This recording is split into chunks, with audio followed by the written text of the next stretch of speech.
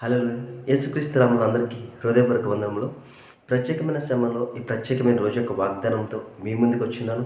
దేవుడు ఈరోజు మనకు అనుగ్రహించమన్న వాగ్దానము ద్వితీయోపదేశకాండము 3వ అధ్యాయము 22వ వచనము.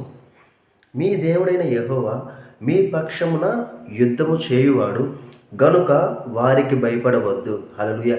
ఈ వాగ్దానం ద్వారా మనకు విజయం కలుగును గాక. ఆమేన్.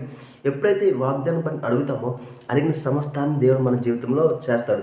ఏమిస్తానండి? ఇచ్చిన వాగ్దానం మనం ఎలా చూడాలి దీన్ని? మీ దేవుడిని యెహోవా మీ పక్షాన యుద్ధము చేయవాడు. దేవుడు మన పక్షాన యుద్ధం ఎందుకు చేయడానికి సిద్ధంగా ఉన్నాడో తెలుసా? ఎప్పుడైతే తన ప్రియకుమారుని మనం విశ్వసించున్నామో, తన ప్రియకుమారు ద్వారా మనం రక్షణలోకి వచ్చినామో, మన యొక్క పాపాన్ని ఆయన తీసుకుని ఆయన యొక్క నీతిని మనకు అనుగ్రహించి నువ్వు ఎప్పుడైతే విశ్వసించున్నామో ఆ రోజున మనము ఆయన వారసులుగా మారిపోయాం. ఆయన వారసులుగా మారిపోయిన తర్వాత ఏమవుతుంది చెప్పిన?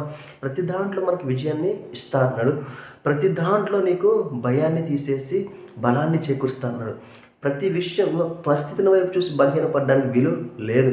ఎందుకంటే ఆ పరిస్థితిని కూడా జయించిన వాడు నీలో ఉన్నాడని నువ్వు ధైర్యపడాలి. హల్లెలూయా. నీలో ఉన్నాడని నువ్వు బలపడాలి.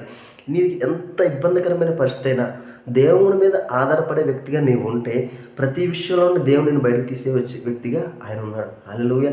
నీలో ఉన్న క్రీస్తు ద్వారా నీకు సమస్తానికి విడుదల కలిగింది. ఆమె విడుదల వస్తుందే కాదు, విడుదల కలిగింది. విడుదల కలిగిన క్రీస్తు వైపు ఎవరి ద్వారా? క్రీస్తు ద్వారా విడుదల కలిగింది కదా. విడుదల కలగజేసిన క్రీస్తు వైపు నువ్వు చూసి ఆ పరిస్థితుల్లో ఎప్పుడైతే వెళ్తావో ప్రతి దాంట్లో నీకు విజయము కలుగుతుంది. ఆమె కాబట్టి అనేకమైన వాగ్దానాలు మనకి ఇచ్చినాడు. ప్రతి వాగ్దానానికి వారసులుగా మనం చేస్తున్నాడు. కాబట్టి ఈ వాగ్దానం బట్టి దేవా ఈరోజు ఈ వాగ్దానం నా జీవితంలో నెరవేరును గాక అని నువ్వు ఎప్పుడైతే అడుగుతావో అడిగిన సమస్తాన్ని దేవుడు నీకు చేస్తాడు. ఈరోజు ఏమన్నాడు? యుద్ధము చేయవాడు. ఏ విద్యం అండి? ప్రతి విషయంలో నువ్వు ఏదైతే ఉద్యోగంలో ఏదైనా కొత్త బిజినెస్ పెడుతున్నాడా దాంట్లో నీకు వ్యతిరేకమైన ప్రతి ఒక్క దాంట్లో నీకు ఆటంకాలు తొలగించి నీకు ఆ యొక్క బిజినెస్లో గొప్ప స్థానం నీకు ఇవ్వబోతున్నాడు. నువ్వు వ్యాపారం చేస్తున్నావో ఆ వ్యాపారంలో నిన్ను ఉన్నతమైన స్థలంలో నిన్ను నిలబెట్టబోతున్నాడు. నువ్వు ఏదైతే యుద్ధ వాతావరణంలో అంటే అనుభవంలో నువ్వు ఉన్నావా, మానసిక వేదన లేకపోతే అనారోగ్యంతో నువ్వు యుద్ధం చేస్తున్నావా? హల్లెలూయా. అనారోగ్యం నుండి దేవుని ఈరోజు విడుదల చేయబోతున్నారు. ఆమె ఎప్పుడైతే విశ్వాసంతో ఆయన వాగ్దానం పట్ల మనం అడుగుతామో విశ్వాసం ద్వారానే కార్యం జరుగుతుందని. హల్లెలూయా.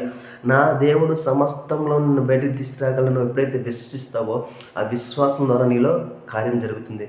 కాబట్టి ఈరోజు ఈ వాగ్దానం బట్టి మనం అడుగుదాము. అడిగిన సమస్తాన్ని మనము పొందుకుందాము. ప్రార్థించుకుందామా? స్తోత్రం స్తోత్రం. మహాప్రేమ గల తండ్రి నీకే వందనాలు స్తోత్రాలు చెల్లించుకున్నాం దేవా. ఇచ్చిన వాగ్దానం బట్టి నీకే కోట్ల స్తోత్రాలు చెల్లించుకున్నాం తండ్రి. ప్రతి యుద్ధంలో తండ్రి విజయం ఇస్తా ఉన్నావు తండ్రి. ఇదిగో దేవా మీరే మాకు తోడైనారు తండ్రి. ఈరోజు ఈ వీడియో చూస్తున్నవారు తండ్రి ఏదైతే యుద్ధ వాతావరణం అనుకున్న వాళ్ళ హృదయంలో తండ్రి ఏకీభవించి తండ్రి ప్రార్థనలో ఉన్నారో తండ్రి వారి హృదయంలో తండ్రి ఏదైతే భారంగా ఇబ్బందులు తండ్రి ప్రార్థనలు ఏకీభవిస్తున్నారో తండ్రి దాంట్లో విడుదల కలుగునుగా కానీ ప్రవచిస్తాం తండ్రి. ఆర్థిక సమృద్ధి కలుగునుగా కానీ ప్రవచిస్తాం తండ్రి. ఆరోగ్యం తండ్రి స్వస్థపడనుగా కానీ ప్రవచిస్తాం తండ్రి. ఎంతో కాలంగా తండ్రి దేనికోసం అయితే ఎదురు చూస్తున్నారో తండ్రి అది వారికి లభించునుగా కానీ ప్రవచిస్తాం తండ్రి. కావాల్సిన ప్రతి ఒక్కరికి కావాల్సిన ప్రతి ఒక్క సహాయాన్ని అందచేయమని నజరేయుడైన యేసుక్రీస్తు నామములో అడిగి వేడుకొంచున్నాం తండ్రి. ఆమేన్. అందరికీ హృదయపూర్వక వందనములు.